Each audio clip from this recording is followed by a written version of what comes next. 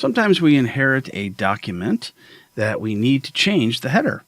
So let's take a look at how we do that. Let's go to where it says Insert at the top, and we'll go to where it says Header, and we'll click on Edit. And now we have the option to edit. So let's say I don't really want to go with this blue bar or anything like that.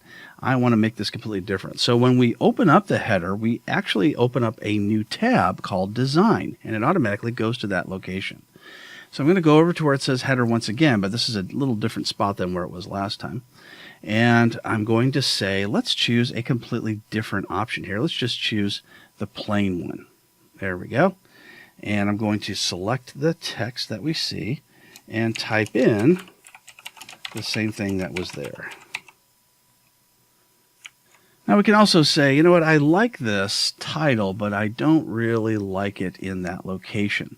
So let's go to the Home button, and we can make it go to the center.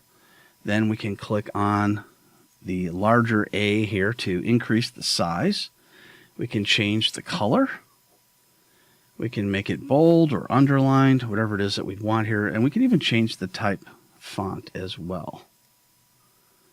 There we go. So let's say this is what we want, although it looks a little bit gaudy. If we go back to where it says Design, then we can say this is exactly how we want to have it, and you click Close.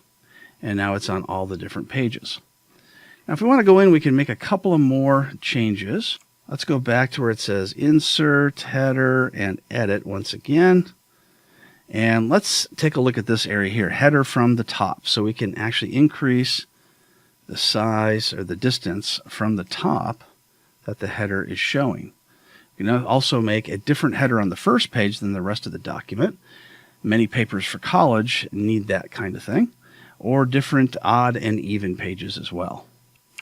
We see we can also insert online pictures or pictures on your computer, as well as date and time information. Once you have everything the way you want it, you can click Close, and now you've edited your header for the various different pages that you've selected.